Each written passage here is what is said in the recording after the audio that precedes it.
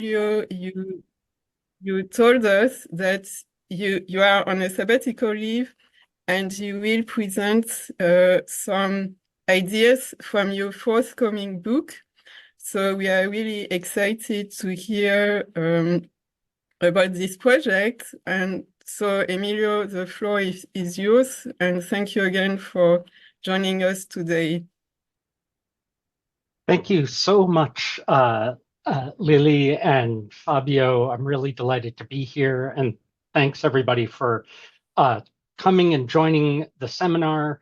I particularly like that this is a seminar format um, and that this will give us an opportunity, I hope, to really share a discussion and sort of poke and prod at some of the assumptions perhaps I'm making, but also the premises of my argument.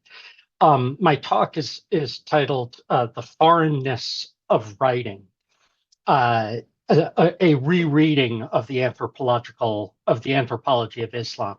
I have some slides to share, and I will get to those in a moment. In fact, I'll do that now. Let's see.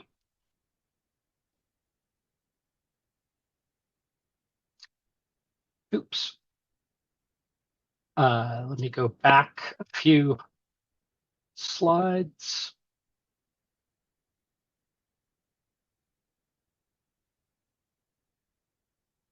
So my motivation in my current book project it concerns the possibility, the necessity, as I see it, for really rethinking the current anthropology of Islam. And I should say, the anthropology of Islam I'm using in the most general sense, that it's the study of Muslim societies, historical and contemporary, Muslim communities, Muslim lives. Um, and so I apologize for framing it so narrowly, but I really mean for this to include all humanistic and social scientific investigations of Islam. Uh, my argument, or my sense of the field, is that we're somewhat adrift. Um, and I say we've reached something of an impasse. I'm not sure if it's an impasse or simply that we're adrift, but we seem to be in the doldrums. There's a kind of dissatisfaction. I think as I talk with different people, there's a sense of something's not quite right. Something's feeling limited, or something has sort of run its course, and yet we don't have a way to significantly think beyond it. And some of the published critiques, I have to say, are very specifically uh, in a mode of disavowal, and this is really important, a disavowal of the anthropological tradition itself. Um, and I will suggest that this is actually symptomatic of a problem of our thinking of tradition itself. There's a certain irony, but also, I think, a certain blindness in the fact that the anthropology of Islam has taken up the question of tradition, Islamic traditions, really enthusiastically, while at the same time attempting to break with our own traditions. Excuse me.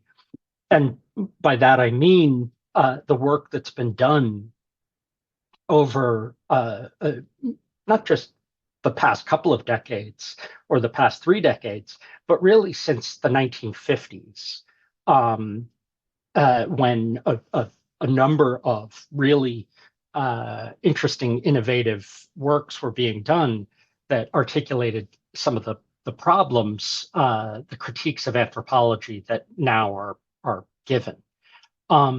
So my my argument is, having spent quite some time now in the field, with the field, and rereading the ethnographic historical archive that our colleagues had provided for us, um, is that there's a particular defining significance of writing for the tradition, both for anthropologists as anthropologists, i.e., as defining what we do, and for Muslims as Muslims. And this is really crucial, that writing is this pivotal issue or figure. And here I put writing in quotation marks because I want to leave open for a moment what we mean by writing. And I will say, in both cases, it's writing vis-a-vis voice and the living present. So we're inheritors of very distinct historical traditions. And these historical traditions are by no means inert. And in fact, they are in the modern period more crucial than ever, because, as I will argue, the geopolitical, historical, technological transformations that allow us to live in the global present are enhancing, are amplifying, expanding what writing is and what it does, and how it operates as I'll argue, as a kind of medium of experience. So I suggest that the current doldrums, the problem in the field, is that we have yet to recognize, even though we've disavowed many aspects of our discipline, we have not effectively rethought or reexamined what we mean by writing. And it's the really powerful and far-reaching differences between Muslim conceptions of writing and prevailing anthropological definitions that are most holding us back, I think. Now, I just wanted to pause, actually, and just ask people if my sense of the discipline of the field of study, if this resonates. And I encourage you to jump in here. I'm going to just stop sharing for a moment and I'll go back to sharing. But I really would like to hear if others feel this way, and if so, what precisely bothers you, or what do you feel is still missing?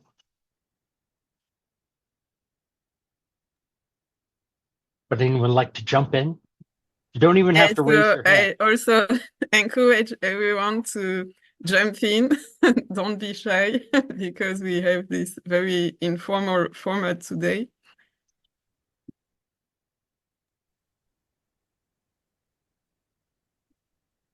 But maybe if I'm the first to jump in, yeah, so dissatisfaction, yes, on my side. Agba also wants to speak. Maybe Agba, you can go first, and then I can follow. So please speak first, Agba. No.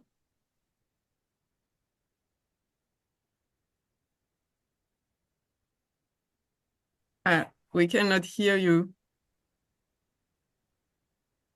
Yeah, the mic is on, but maybe there's a connection problem. There is a technical problem. Perhaps you could write it in the chat. Yes, if you can also write your questions in the chat. Or So maybe, complaints. It doesn't even have to be a question. yes. Just like, what bugs you about the current field? What irritates? What's missing? What, if anything,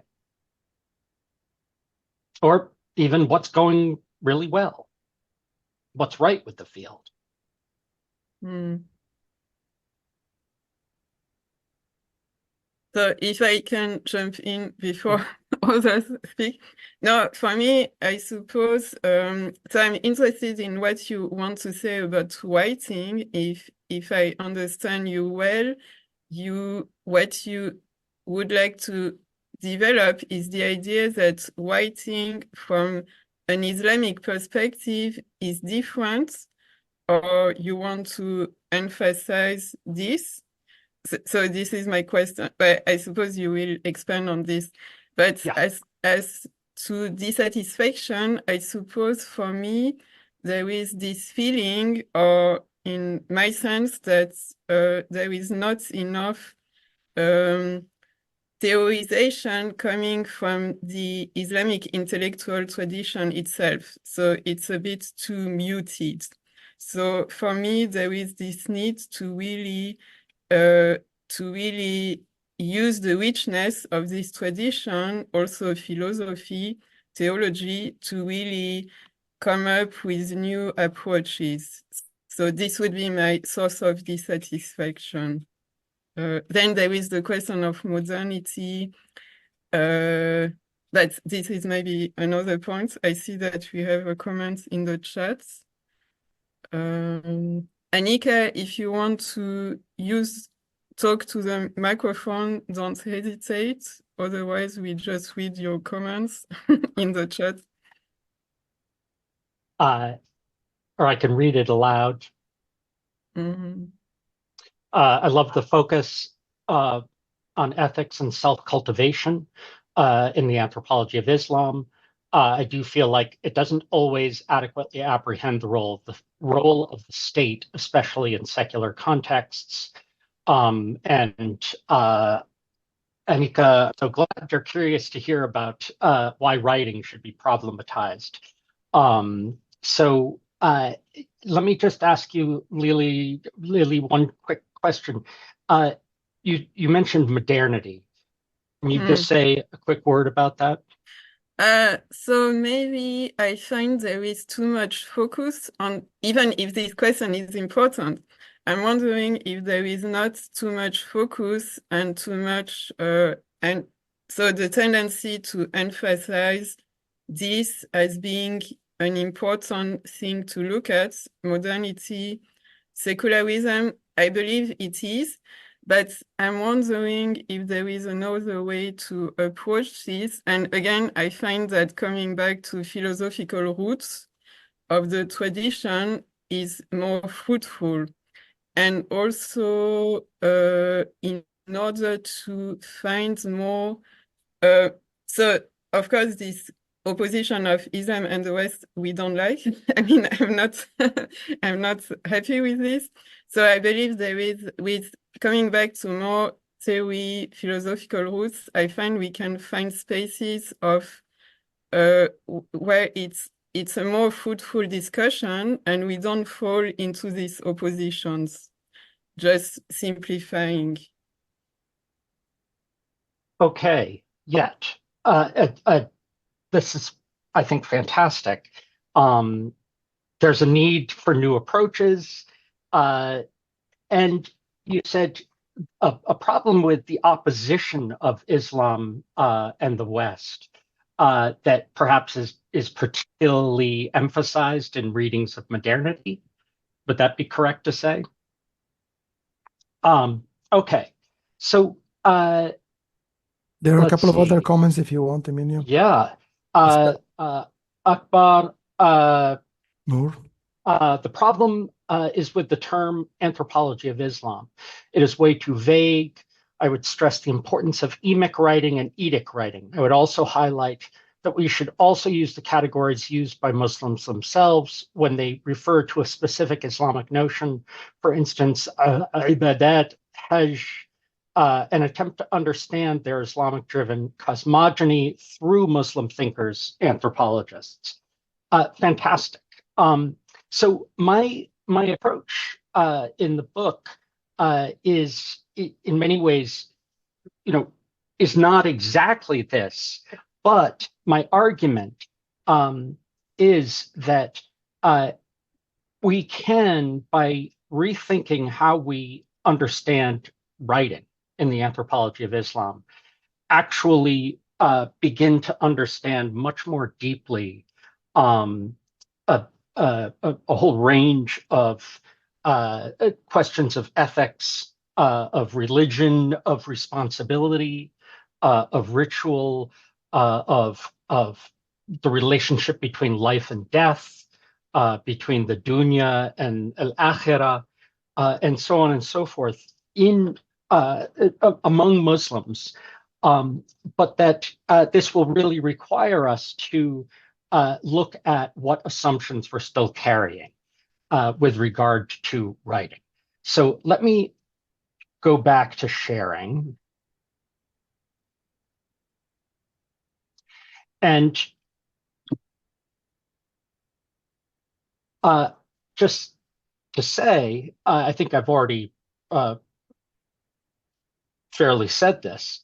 I'll just emphasize here, we haven't offered a thoroughgoing critique of our inherited conceptions of writing. We have opposed older conceptions, and we'll see in particular in the work of Talal Asad that we'll discuss, he opposes older conceptions of writing as presented in anthropology.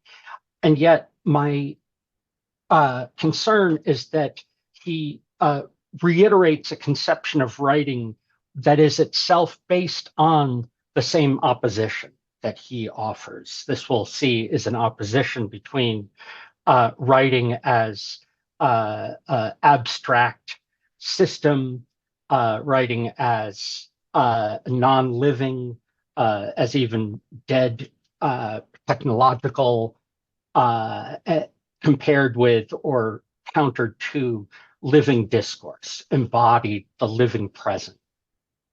And I'll argue that this opposition itself really goes against, really differs from Islamic conceptions of writing vis-a-vis life and the present. So let me go forward here. Oops. I'm going to talk briefly about the project, but also just to say that I see the anthropology of Islam, per your comment,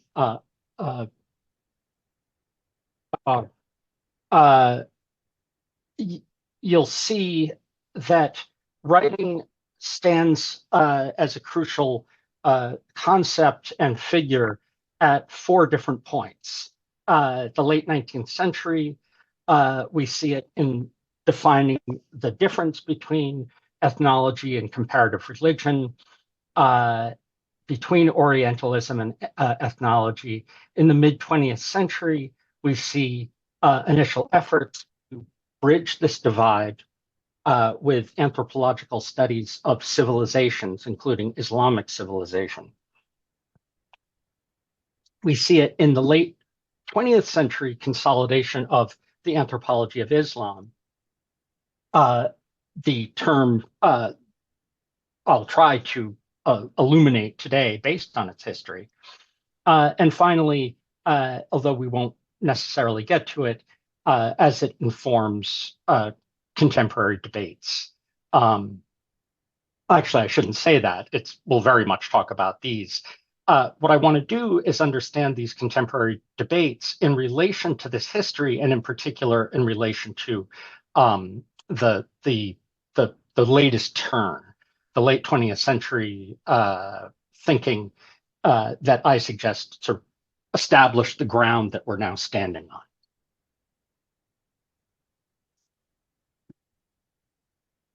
So anthropological conceptions of writing. We rest on a Greek but also particularly Christian Latin heritage, which was enhanced by the Enlightenment. And it is a tradition that opposes writing to the original living presence of body and voice. This is, as Jacques Derrida argued, a very specific conception of writing as phonetic.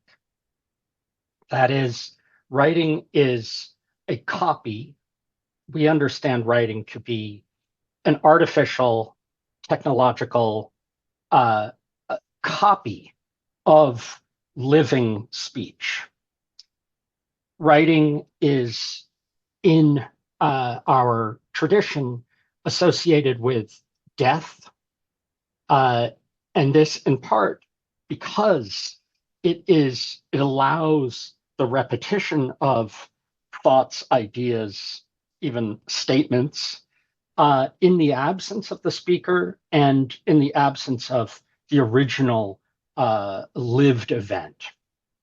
Now, as Derrida pointed out in a foundational work of grammatology, this inheritance, this tradition of writing as the material remainder of speech actually is coupled with a very different conception of writing that is non-phonetic, metaphorical, and this as a kind of pure inscription. And in fact, there's a metaphor of speech as vocal inscription, but it's an inscription that is continuously present without difference, an inscription that is fully immersed in the body, that has no independent life beyond the body. And as I'll argue, this latter image of writing as pure and embodied has been the one most powerfully articulated by Talal Asad in opposition to the Western notion of writing as being disembodied, abstract, etc. Now, the key point, however, is Derrida's argument that I'm going to be building on, and that is Derrida understood this metaphorical writing as really pointing to something unspoken, something repressed in the Christian and Enlightenment tradition. Writing in the early 1960s, he wrote that we are, sorry, my dog is barking upstairs. Hope that's not a distraction. That we were witnessing an inflation of writing in a metaphorical sense. And we can think of this as the proliferation of graphic technologies, sciences, to say radiography, orthography, photography, telegraphy, and so on and so forth, that he showed, as he argued, that it allowed us to see that writing in this metaphorical sense, in fact, exceeded writing in the narrower sense of phonetic script. And by writing in this sense, he said, it was inscription, repetition of the same, inscription, reinscription, repetition of the same in different contexts. So phonography, photography were the repetition of the same image or the same sound in different contexts. This notion of inscription and repetition, he said, points to some underlying, some larger, broader writing that is shared across phonetic writing and these other forms of inscription. technological inscription. This, in early work, he described as arc-écriture, a originary invisible writing that is created through repetition, that there is an invisible space of time and an invisible production of time, space in the marking of a repetition. The marking of time, the marking of space is what allows us to actually experience time and space. Now, he extended this later to refer to writing as iterability. That is a structure of repeatability. Now, I realize this is all very abstract, thick, but we'll get, I think, some very clear understandings of what this means. Writing as iterability, as a structure of repeatability, enables live repetitions. So, as he pointed out, even the living voice, even when we speak, we are repeating. In order for people to recognize what we're saying, we have to be repeating a recognizable form, recognizable gesture, recognizable term, and yet those repetitions, we don't experience them as such. They're sort of invisible quotation marks around words that come out of our own body and that we hear with we feel ourselves saying and we hear ourselves saying. And this for Derrida was really, really crucial. He wasn't telling people that we shouldn't feel or we should deny the experience of presence that we have in speaking or in living itself, but rather that we need to understand the conditions that make this experience possible.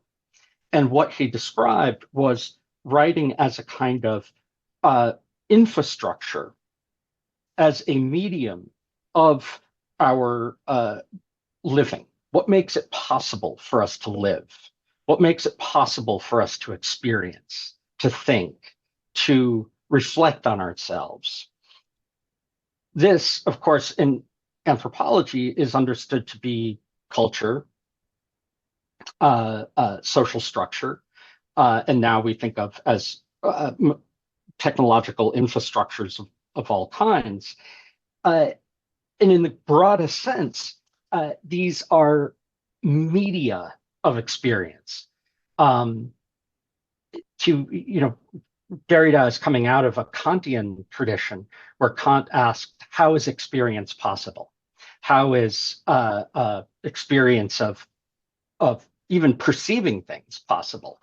And he argued that it requires not just stimulation coming in, but also a kind of conceptual framework there to allow us to actually be present and distinguish certain things from other things, to even distinguish ourselves from what is non-self.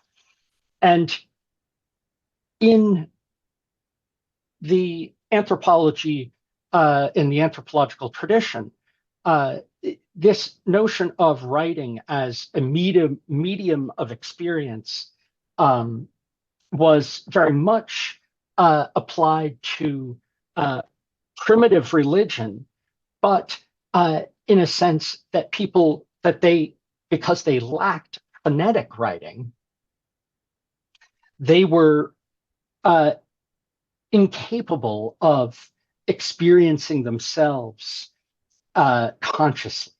They were incapable of distinguishing past from present, of distinguishing dreaming from waking. So the theories of savage religion, of primitive religion, that anthropologists studied in the late 19th century, even suggested that the supernatural, or the origins of religion comes in this early inability to distinguish between reality and fiction, between dreaming and waking. Now, the field at that point was very much focused on this sort of primeval, isolated, small-scale societies that were thought to be marginal to the modern flow of world history. And so in that sense, they were very much other. Now, that lack of writing, however, didn't apply to what were thought of as the great Eastern civilizations. They constituted a kind of second world, and this was the subject of comparative religion and Orientalist studies. So where Islam was studied, and of course, ethnology did not study Islam. Anthropology was neither equipped with to study Islam, and nor did it have any interest in it. It was really focused on this notion of primitive religion as that which exists for people without writing. Religions with writing were those deemed world religions. And world religions were those with written script, those with a kind of archaic universalism. So it was Hinduism, Islam, Buddhism, Taoism, etc. And interestingly enough, the discussion of world religions included Christianity and Judaism. But in the 19th century, when the great comparativist Max Muller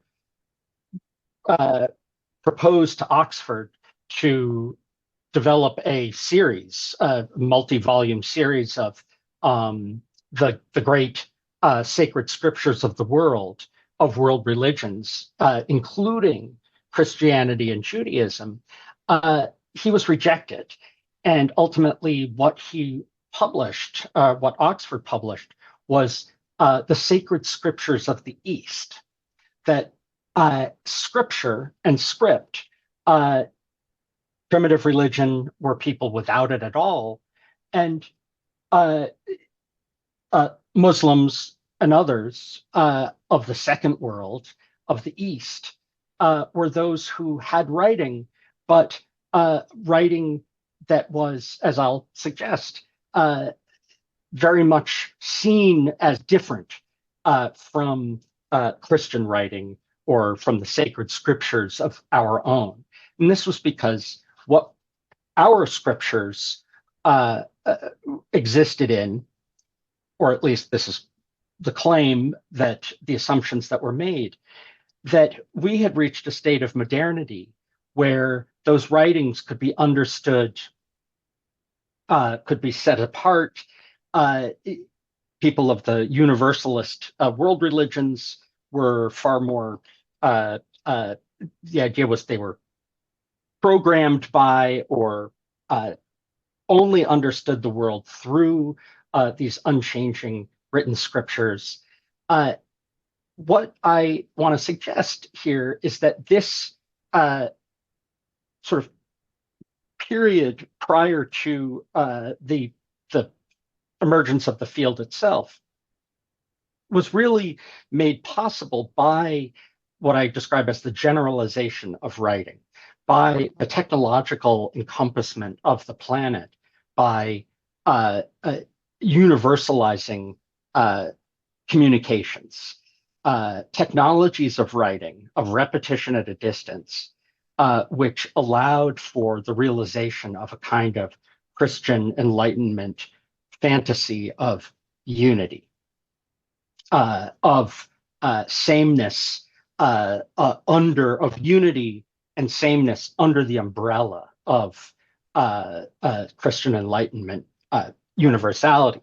And this universalism, it's important to note here, is very much tied with actual processes of universalization. That is, the expansion of communications in the most broad sense, global communications, the expansion of, as I'm describing it, writing in its modern form. That is, structures of repeatability that allowed for research to take place far from the metropole, for observations, photographs of so-called savages, for those to be republished in the metropole. And interestingly, Max Muller himself very much acknowledged this. He said, why is it that despite our long history of human religion, why only now are we undertaking comparative religion? And he said, the reason why is that now we're able to have access, and by we, he meant Christian Western, we're able to have access to all of these scriptures. And he has this light sort of joke about Akbar, the Mughal emperor, trying his best to collect all the scriptures of the Brahmins, of every religious order, and yet not being able to, even though he was a sort of Oriental despot in that 19th century European stereotypical sense. He was not able to coerce, bribe, force these sects of these religions to give up their scriptures. He says now, 300 years later, due to publication and, of course, implicitly due to European encompassment of the globe, political empire and technological empire, now we have volumes and volumes of this stuff. We have copies of every scripture on the planet.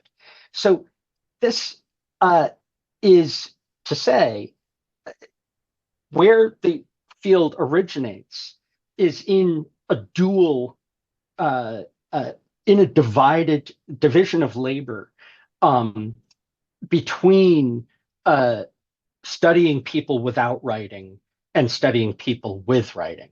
And yet, both of those are seen as non-modern.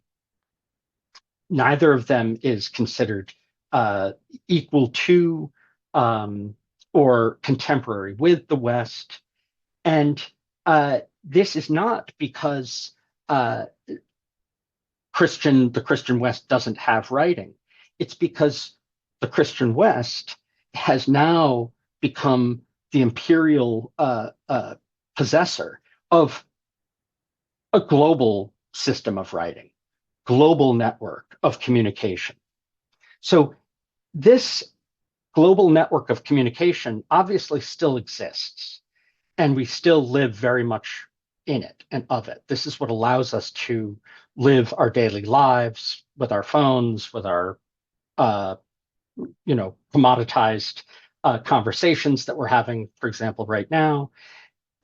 It's what allows us to carry on our own tradition, our tradition of writing, of research, of communal sharing, a repetition of forms that is itself our tradition of writing.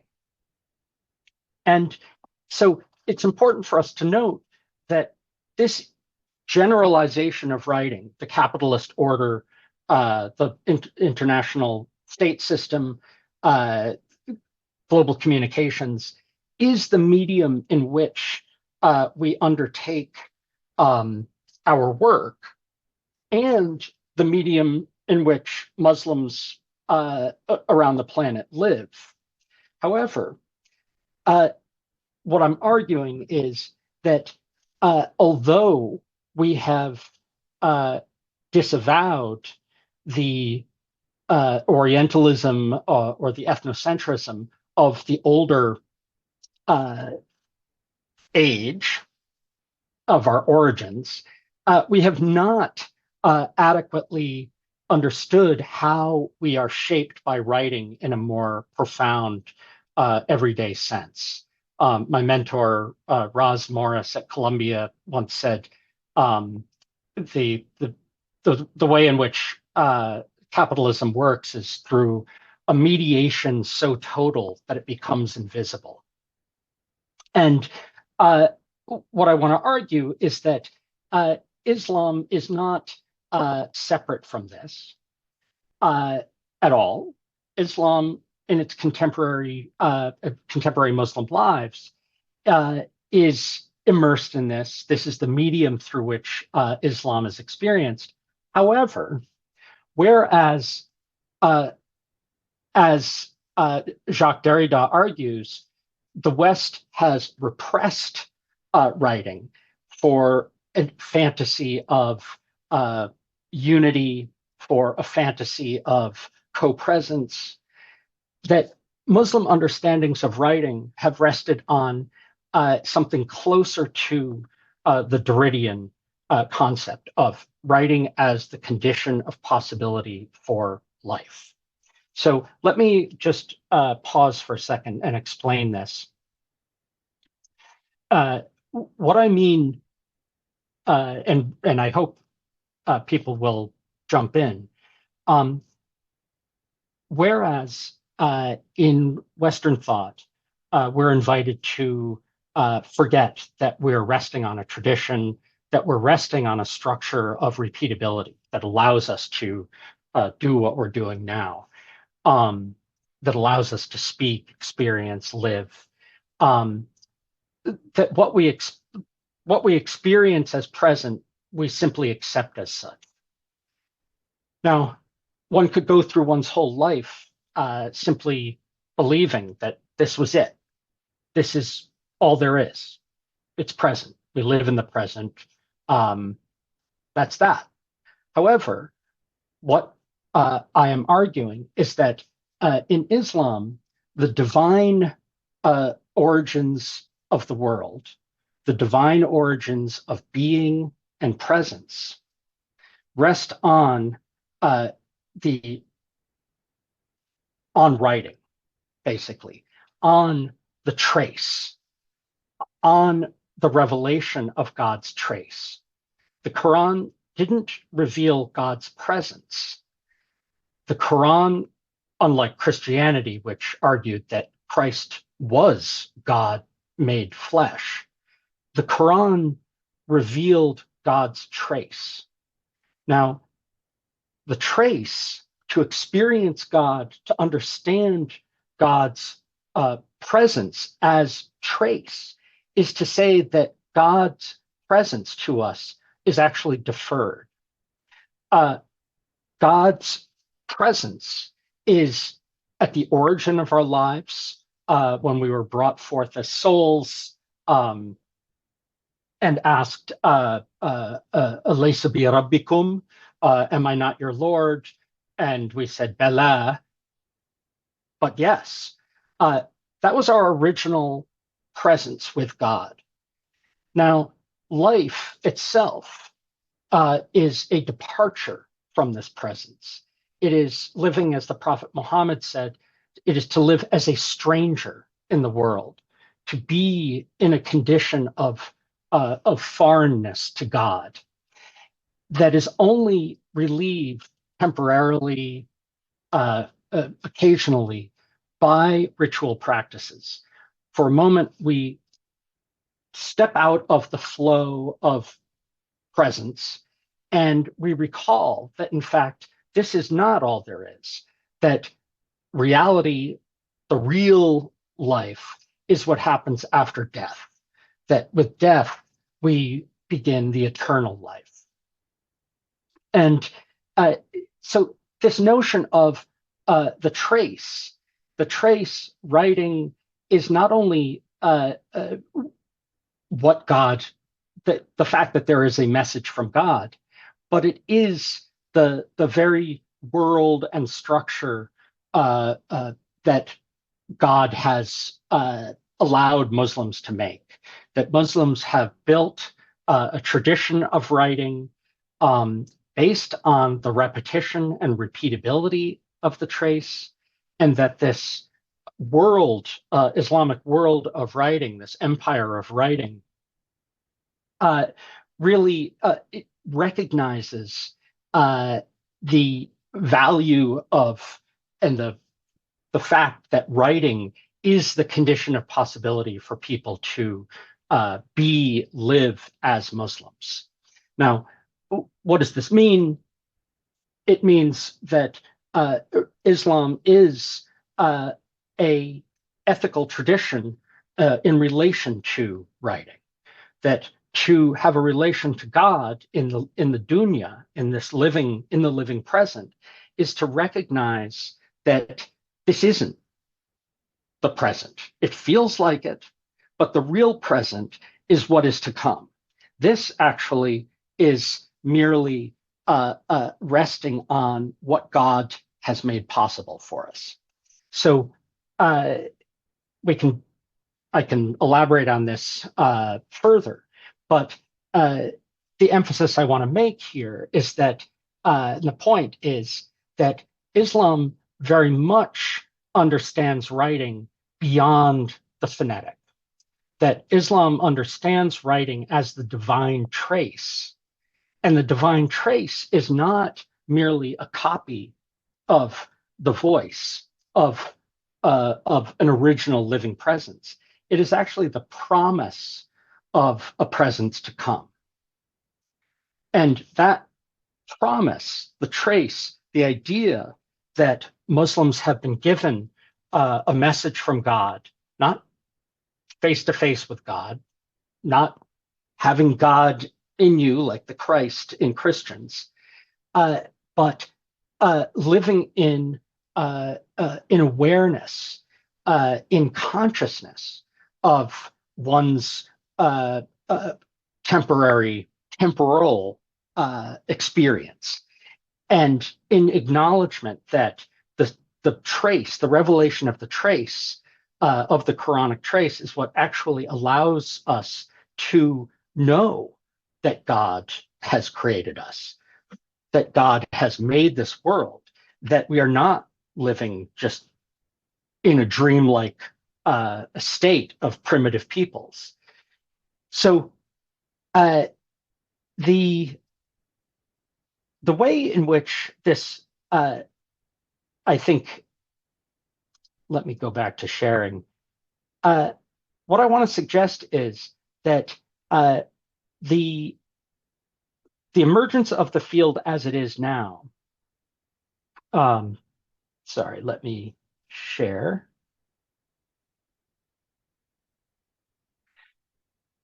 So when Talal Asad offered the idea of an anthropology of religion, it was actually very different from the work that he has done subsequently. And I want to argue that in that work, he really presented a notion of discourse as writing in a sense that was very much compatible with Muslim thought and very much compatible with conceptions of Islamic piety, but that it also reflected the conditions of its own, the global conditions of writing as it became obvious at that point.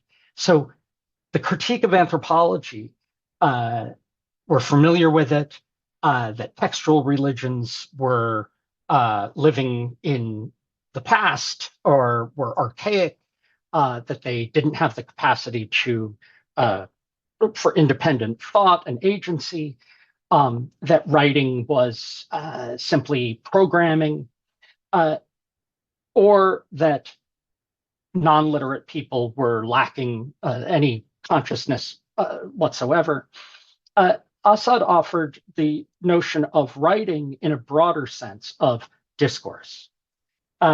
Discourse and a tradition of discourse is that which is repeatable in different contexts. He specifically included the scriptural with the ritual, that bodily practice, writing, scripture, what a tradition is exactly a structure of repeatability, a structure that allows for people to take the responsibility to repeat the same form in their unique contexts as a unique human being. That it is about cultivating an ethical relation to what is repeatable, and it is about accepting a responsibility to repeat and to be aware that one is living in a state of deferral, of difference.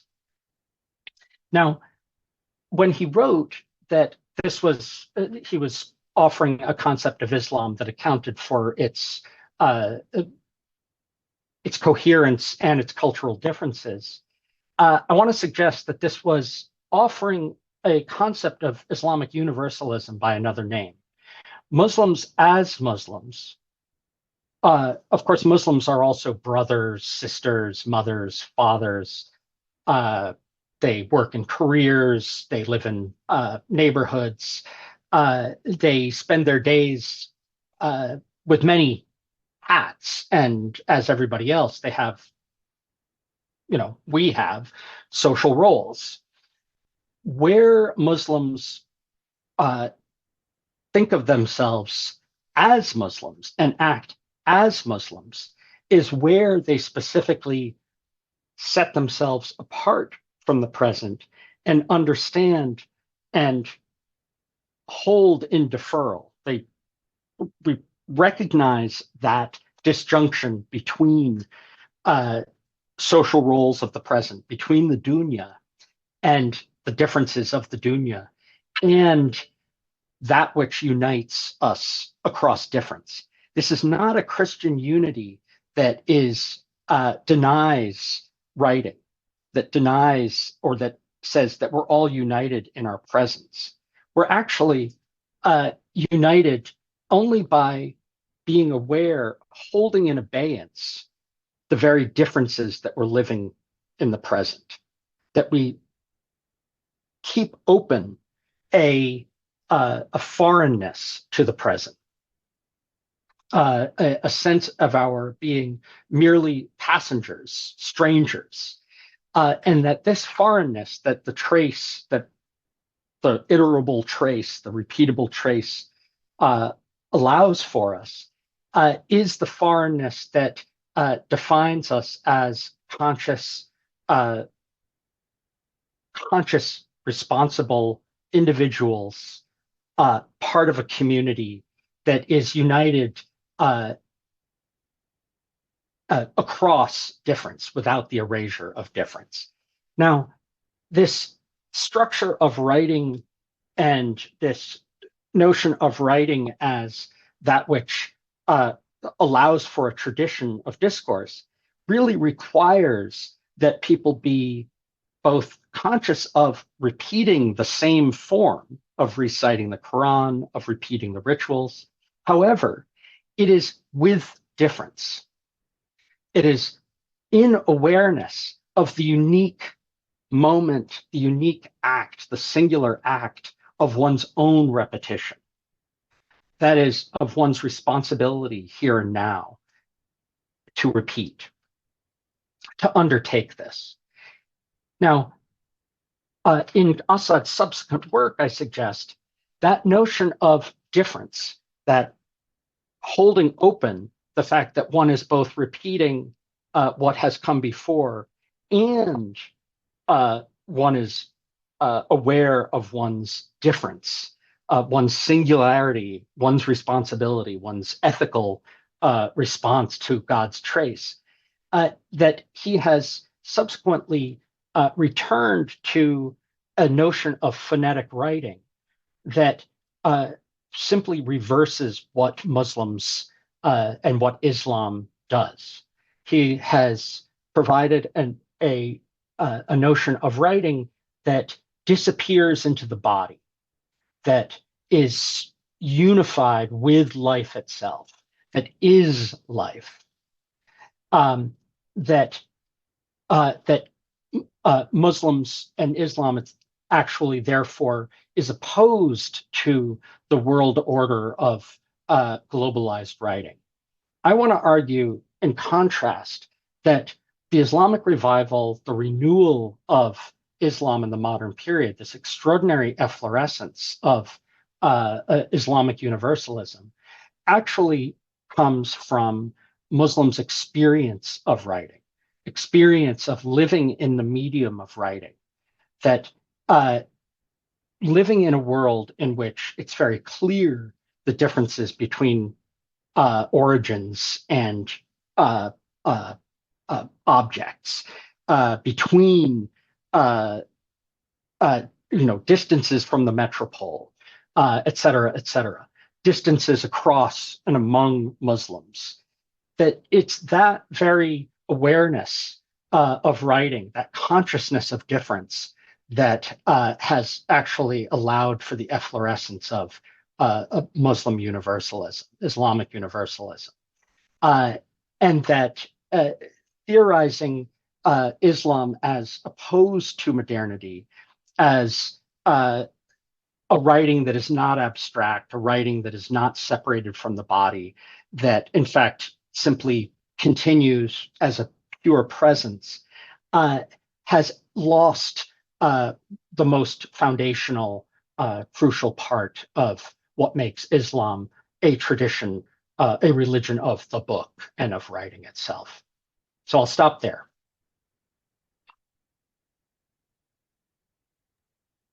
So thank you, Emilio. It's really a fascinating talk. Yeah, that really brings so many thoughts that I already see that Fabio has a question, and we have another one in the chat that we can look at afterwards. So Fabio, please. No, mine was applause. Yeah, I feel, yeah, I would like to say the same. And so maybe we should, we have a question by Akbar in the chat, and he cannot use his microphone, so maybe I will read it for you, Emilio. So Akbar is asking, how can terms such as emotions, affects be integrated into an approach of writing? For Muslims, as you rightly mentioned, this notion of choice is important. So can we talk of a notion of cognitive or affective writing, or does this observation does not make any sense? So this would be the first question. So my response would be, how are emotions possible? How are affects possible? On what condition are Muslims aware of themselves, feeling, emoting as Muslims? We have really lost sight of that. To act as a Muslim, to think as a Muslim, is to assert a universalist, is to think of oneself as something apart from one's social roles, that it's to think of oneself apart from the dunya. One dies a Muslim. It is a humanist universalism that we no longer recognize as such. And we are accustomed to thinking of universalism as either a hypocritical concept of coercion, or universalism as some fictive notion of pure sameness. Muslim universalism, to think of oneself, feel as a Muslim, is actually to step out of the dunya temporarily, or to be conscious of one's disjuncture, one's temporary residence, passage through the dunya. And that we need to take a much clearer, take clearer sight of. This, in the pre-modern era, Muslim universalism was exactly what was, the call of prayer, of the Hajj, of jihad, of public works. People came together as Muslims by holding in abeyance the differences that their social positions and contexts gave them. Now, the way in which modernity came to be recognized and lived in what are now called Muslim societies, I suggest was really mediated by Islamic universalism, that it was through this experience of unity across difference that allowed for Muslims to develop and experience forms of national, the universalism that is implied by national belonging. That is, sameness apart from difference, or with difference, under the condition of difference.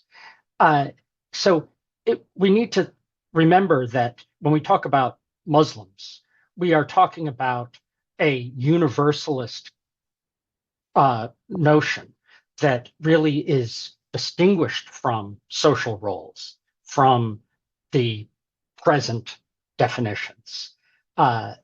Now, in the modern period, the possibility has come up that we can live in this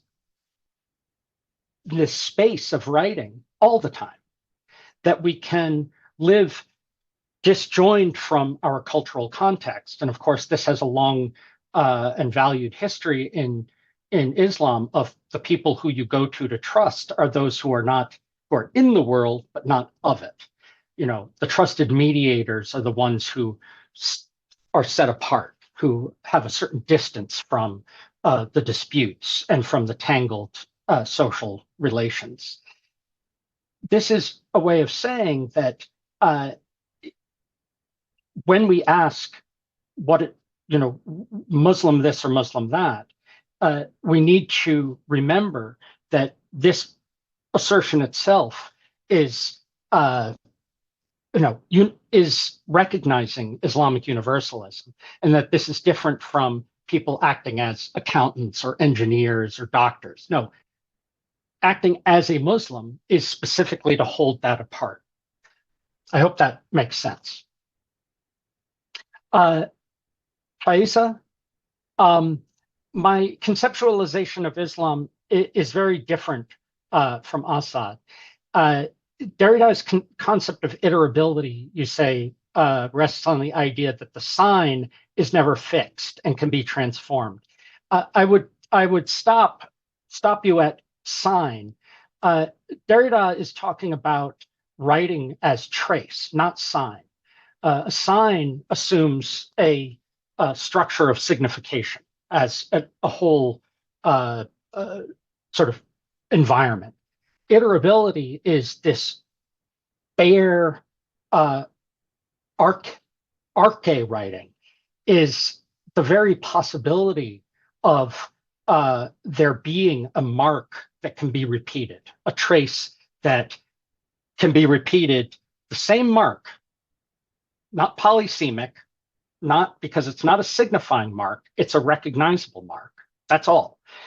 That can be repeated in different places. And the very awareness of repeating the same in one's own unique body, self, life, that of giving one's unique self and life to the mark, of lending your body, dedicating your body to this repeatable trace, is an ethic of Islam that has nothing to do with the meaning of a sign. What you wrote, while a Sufi embodies a monist ontology and cosmology, a Salafi may live in a dualistic world.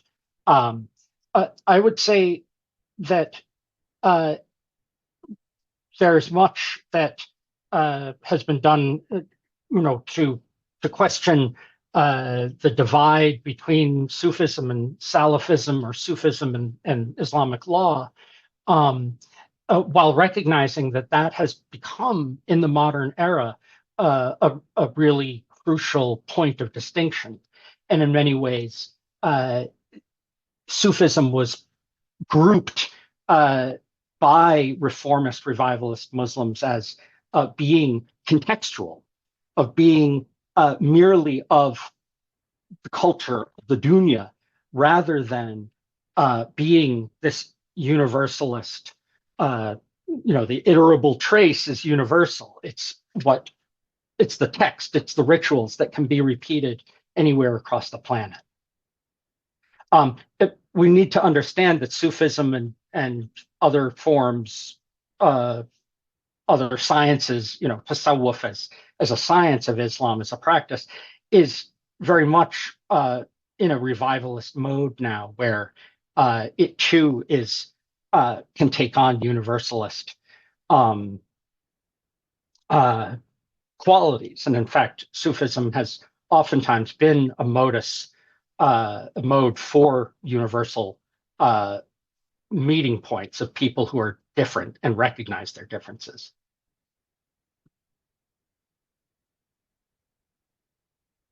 If I understand you, this is from Abdullah Umran. If I understand you correctly, does this proposed notion of writing as trace, as deferral? You say disengagement, and I think that's great. I would say it's as the deferral of presence. Demand anthropologists writing about Islam to have in mind Muslim individuals who are united in their otherworldly outlook to life while cognizant of their worldly differences. If so, wouldn't the job of anthropologists be to point out how culture and society shape or modulate this feeling of unity? This is a fantastic question because it gets at this problem that anthropologists still, a question that anthropologists still can't answer, which is if religion is contextual, if people's interpretations are contextual, if the text is always to be understood in context, why is it that Muslims insist in the modern era on the distinction between Islam and cultural context? How is it that very insistence is itself a product of and a result of the globalization of writing? That is to say, what we want to understand is, in a sense, the social conditions of a universalist context, consciousness. How is it possible that under certain conditions, people can, and the modern period is these conditions par excellence, imagine a space of universal belonging with differences, not through the erasure of differences, but by setting differences in abeyance. So it really is asking this peculiar question: what are the social conditions under which consciousness of the difference between Islam and culture becomes manifest? And I think Mujahid Bilici, you had raised your hands, so please. Yeah, I did. Thank you for this rich and thought-provoking talk. I see kind of two currents. One is this universalism that is disengaged or with a distance from this world that is open to the other world. The other one is a deeper historicization, that is to say, and you try to fit that historicization within writing, questioning of writing. That might cause troubles, but the broader impetus seems to be a kind of moving away from a phonetic scripture to a phonetic plurality, if you wish. And so I wonder if, a good case study for you would be the Islamic law. Like, ijtihad as a living present, and that Islamic law at each instance is, deployed in the sense of being relived, recreated, and so on. That might be a more concrete way of pursuing the same interest. I'm curious how you distinguish your contribution or your perspective from Messick or Boyer, people talking about ambiguity within the meaning in that case, or, writing as a freezing of a tradition in as a kind of modern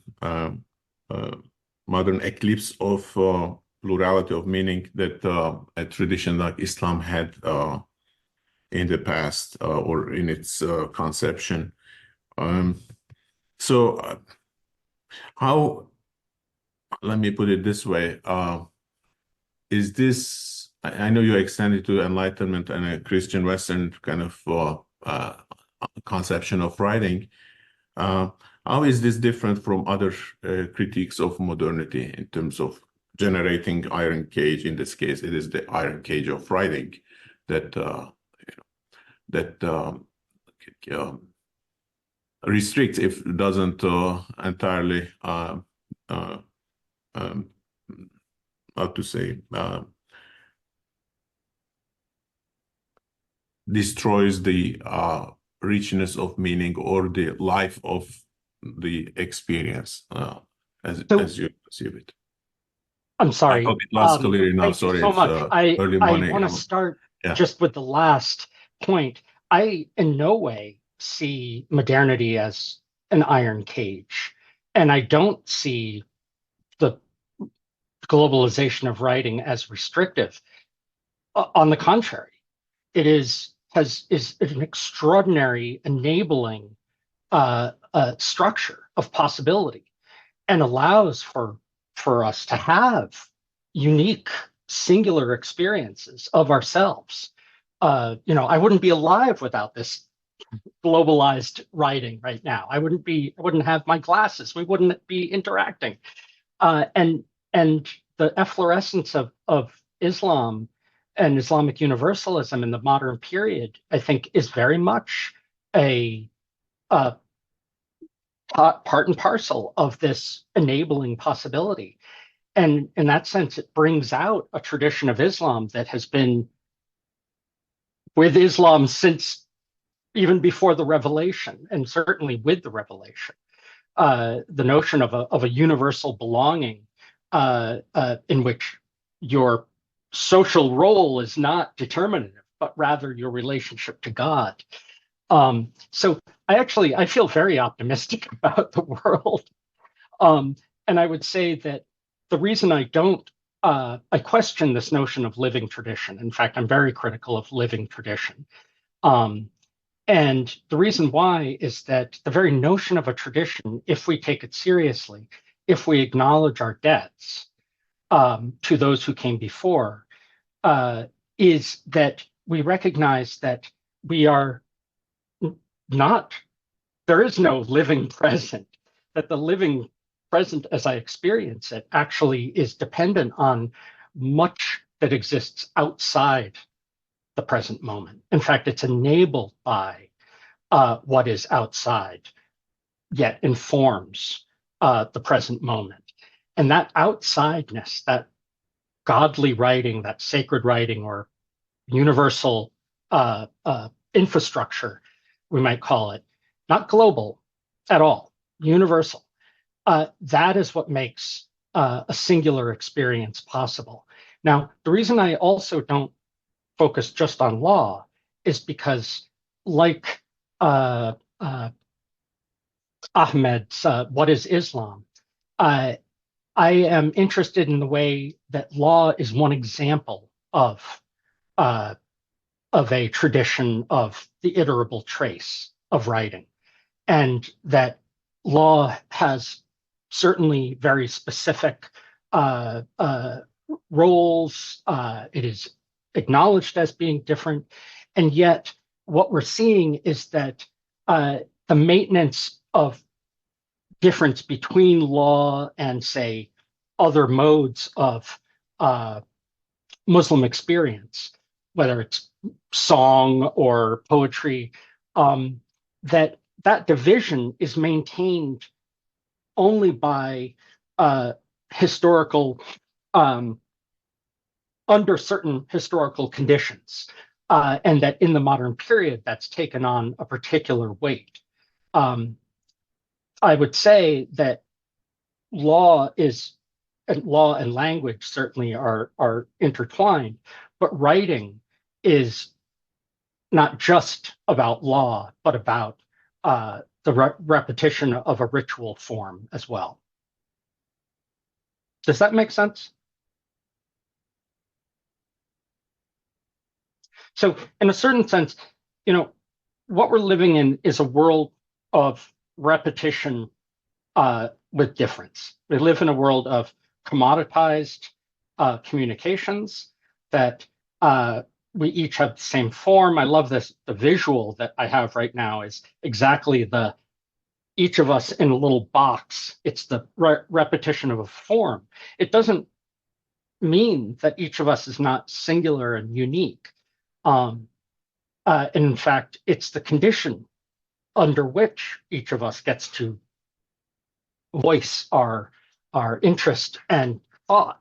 So this, again, is, I think, really fundamental to Islam as a tradition of repeatable forms, whether it's a text or ritual or even life itself, that to live as a Muslim is to grasp life as a kind of singular event that you can commit, that you can take up and give your singular life to a form that has been repeated again and again and again by different Muslims over time.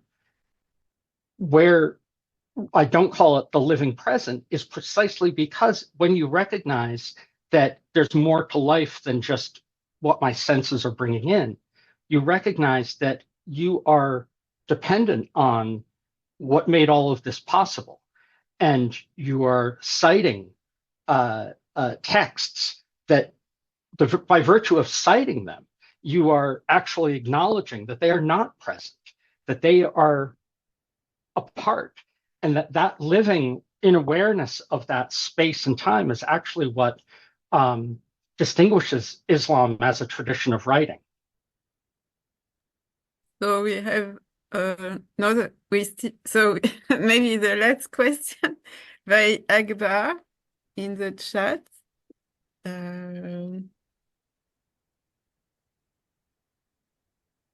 So I think feelings are very much about registration of different traces.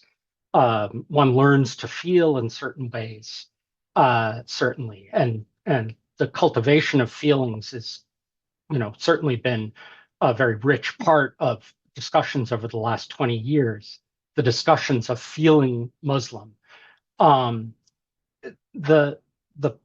Where I differ with this work, however, is, for example, in Charles Hirschkin's work, this is posited as a kind of embattled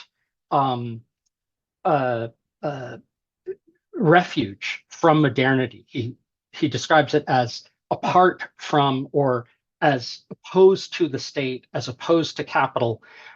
I am much more of the feeling that this embodied experience actually is made possible by capital, by the commodity form, by the production of the tape cassette as iterable form.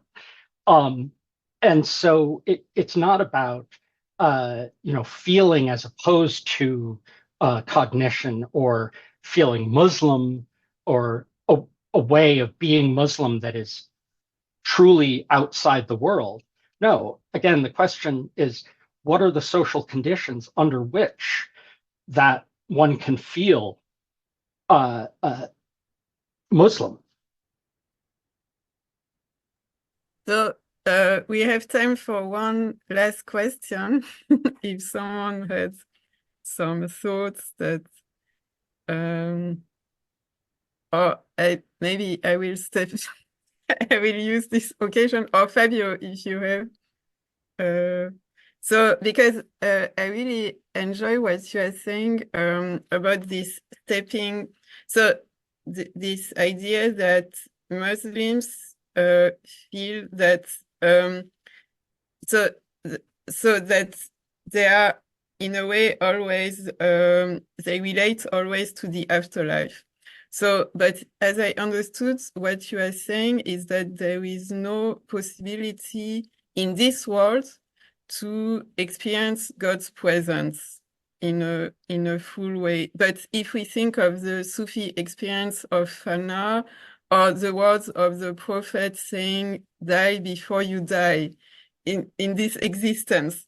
So it's actually an injunction to actually experience the afterlife in this world. So it seems that there is this possibility. So I was wondering about this, what you think. Absolutely. The dauk, you get a taste. I think we have to distinguish between God's presence and the the vibrations of God's presence. And I guess I mean by this, the effects of God's presence. By this, I mean to say that God is present in the world is to describe an absurdity. How could God be present, fully, wholly in the world when God created the world?